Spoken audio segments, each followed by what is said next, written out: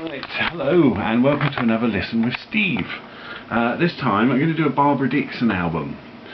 It might not be the most obvious Barbara Dickson album. I had to think about what one to do, but this is one of my favourites, surprisingly, to some people, I guess. I don't know why, because when you hear it in a minute you'll see how brilliant it is. I remember getting her to sign the album, the vinyl album, and she said, oh, this is the one nobody liked or nobody bought or just nobody wanted or something. I can't remember what she said, but I can't understand it. It's the most brilliant, it really is.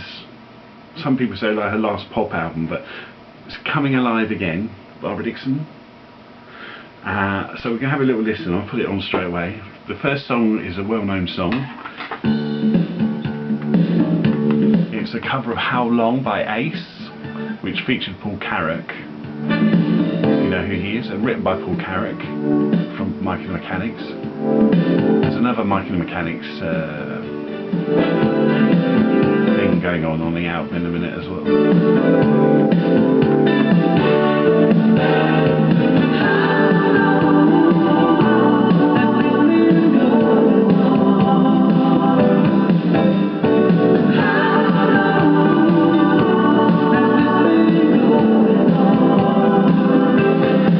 Good start to the album, good punchy start.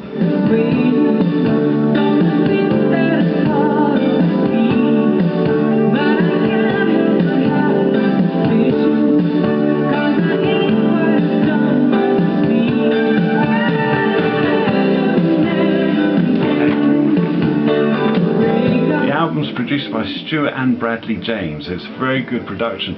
I looked them up. It doesn't mention this album, it's some of the things they've done, but it's a shame we don't hear them more because it's a really well produced album. They wrote some of the songs. Apparently they're writers, producers and performing siblings.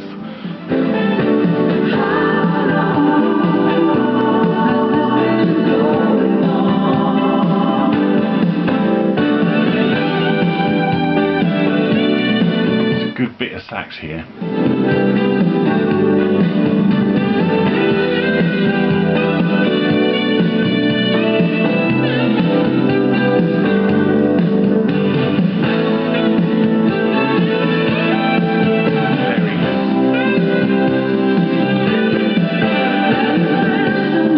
It doesn't list the musicians, which is a shame, but there we are.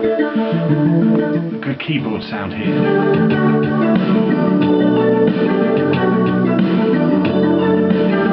The album's from 1989, should you wonder.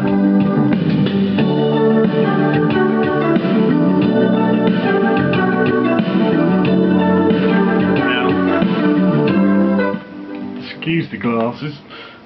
Bradley and Stuart James wrote this one.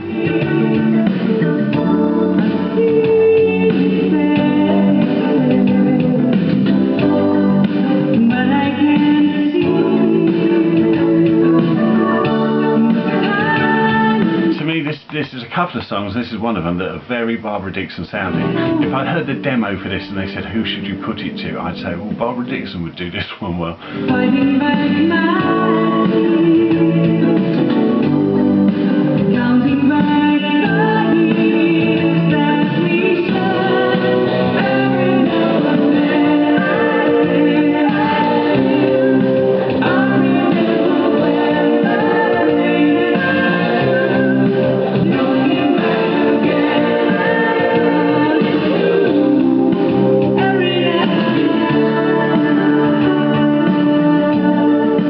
I find tapping my head and my feet to a lot of songs on this album, so that must be a good thing, I guess. It might look a bit silly, but there we are. Next song, A Friend in Need. A bit rock and roll.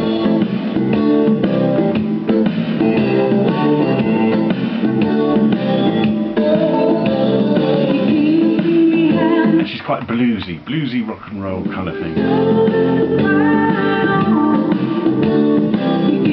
The thing about this album, and perhaps that's why I like it so much, a good album has always got lots of different styles, and yet it sounds complete. It sounds like a complete album, but there's lots of different styles on it.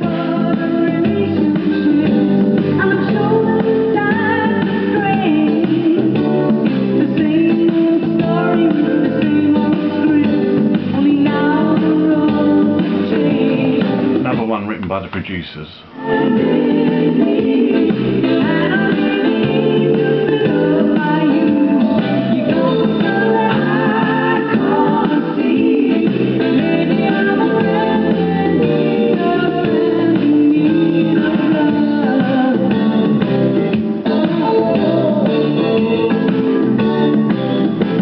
Guitar there. Anyway, the next song's called It Might Be You, believe it or not, because I spent years thinking this was called All of My Life. I'm sure someone else recorded it. Was it Dana or someone else as well? They might have recorded it and called it All My Life, I'm not sure. It's called It Might Be You. It's a beautiful ballad. I'll try not to talk too much, which I probably will.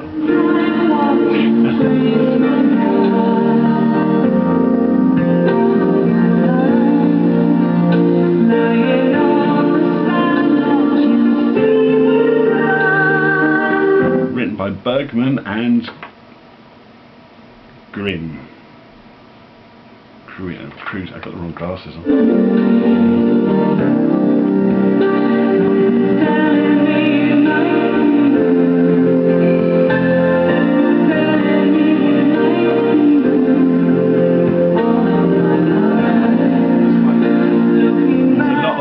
Lives in it, that's why I thought it's a beautiful romantic song. See?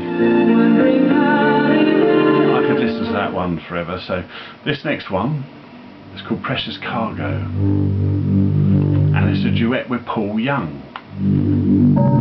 No, not that Paul Young. Okay, poor guy must have got that through his whole career. No, not that Paul Young.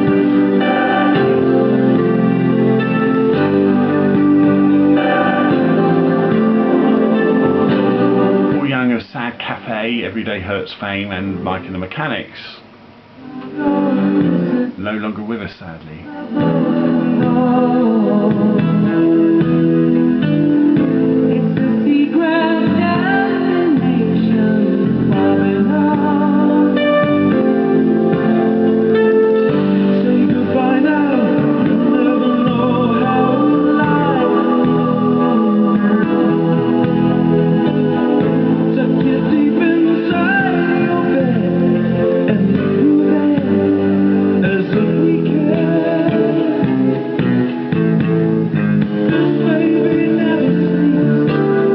Great voice.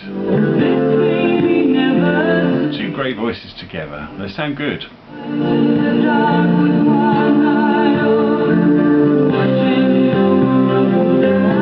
Good song, good lyrics, lyrical idea.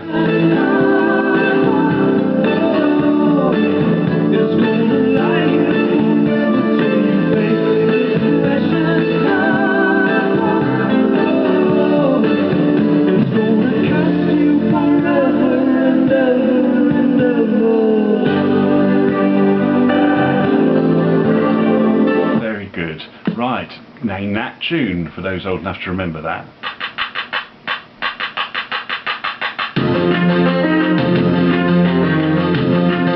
Can you tell what it is yet? I'm not allowed to say that anymore.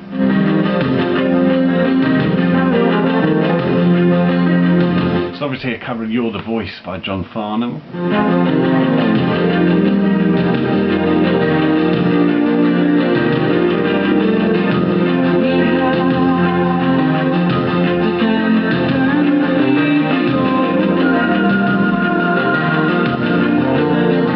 People wouldn't expect Barbara Dickson to record You're the Voice.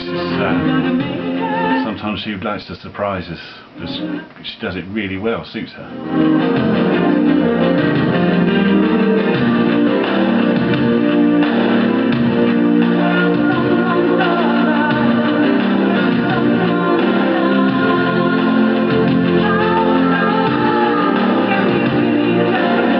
And of course it's just a great song.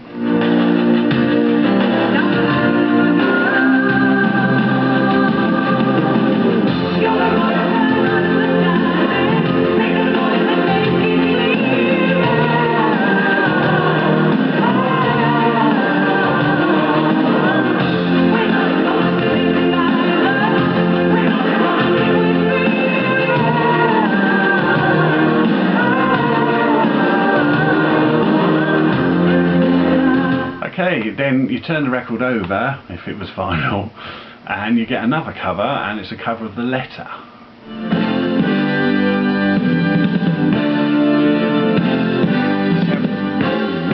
Clear the drumming is, such clear drumming. Sometimes the drums are so in the distance, but they're so clear on this. Everything sounds clear. It sounds like, maybe not when I'm doing it on air, on here, but you could be in a studio with them. It sounds so clear, everything on this album.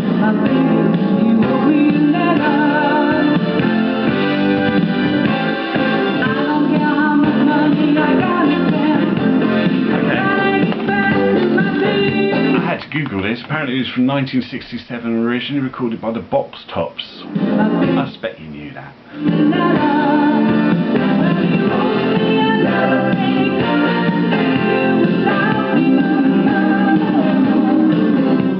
Ooh, back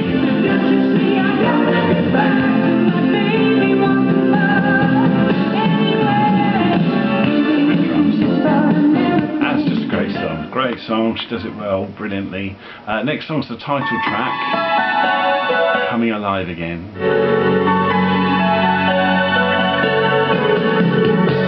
Nice build. Again, such clear drumming, brilliant, and keyboards, everything's so up front, brilliant.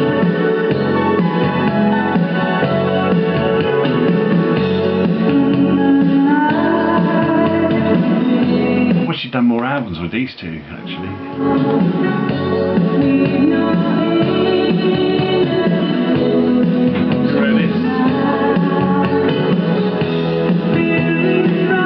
Written by the two producers.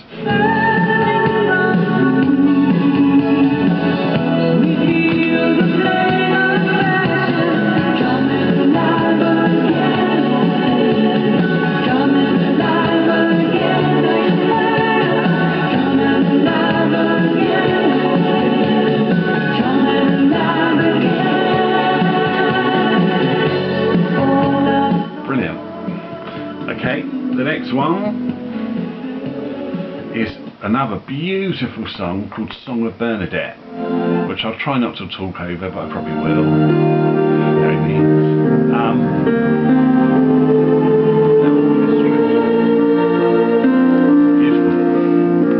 There was a child. And it's written by Jennifer Warnes, Leonard Cohen and Bill Elliott from a Jennifer Warnes album of 1986, just 3 years before. There you go, I've talked all over it. She saw the Queen heaven and kept the vision in her soul. No one believed what she had seen. No one believed what she heard. That there was sorrows to be healed, and mercy, mercy in this world. So many paths I find, like It's just gorgeous, isn't it? I want me back and can't I just wanna hold you. Won't you let me hold you like Bernadette?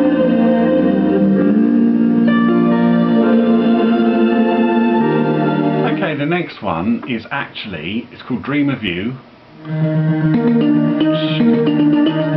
It's one of, if not my favourite album track ever by Barbara Dicksons. I don't know why, it just is. Another day I gotta go through you. Another day I gotta go. Love the keyboard backing. Lighted and the game started. Check out the chorus in a minute. I never knew it could be so easy to take a dive into an uncharted sea. Brilliant drum rolls. Not to ride through me, but ride through me. almost bland. Then you get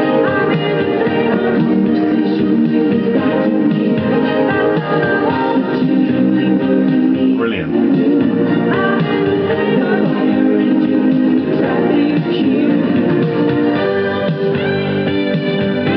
Brilliant sax again.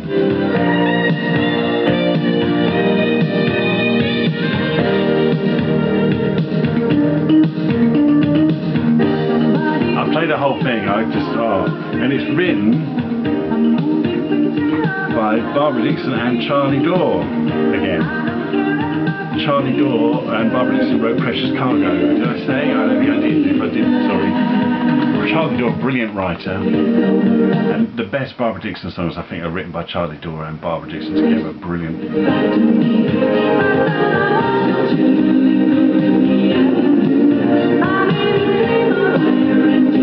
Charlie Dore's written all sorts of stuff, so many different styles, and brilliant, brilliant. She might strut for Sheena Easton. I got that wrong. Julian Littman, I might be wrong. Anyway, I'll just listen to this forever. I love that song. Right, the next song is and the second one I think is very Barbara Dickson. It had to be for her. Who wrote it? Jay Stevens.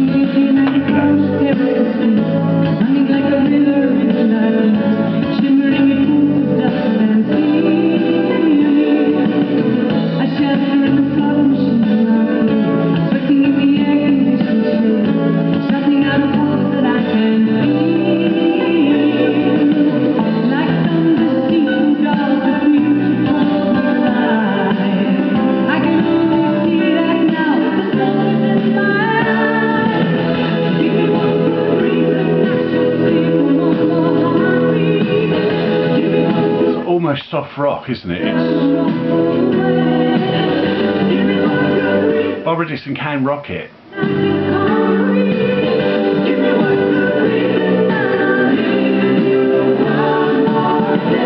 a couple of John Parr songs that I think Barbara Dickson should have. I don't know if she would now. Should have recorded. She could have really gone rock for a while. She should have made a rock album. She should also do an album of Benny and Bjorn songs, by the way, and I have a campaign on Facebook if you want to look it up. Do join. Anyway, the last song is a cover of the song September Song, which you'll recognise instantly. Especially if you watch Birds of a Feather, I think. This had to go at the end of the album because it wouldn't fit anywhere. So if you put it in the middle of the album, you go, whoa, what's going on here? But it's a great version. When the autumn weather turns the leaves to gray. So I had to Google this. So who did the original September song? Apparently, it was someone called Walter Houston. I bet you knew that.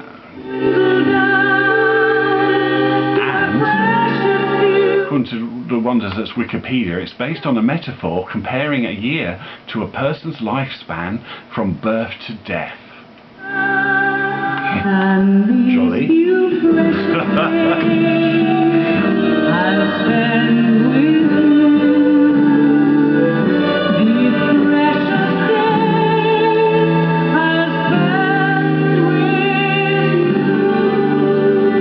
And let's just put it towards the end of the album. Almost a join there.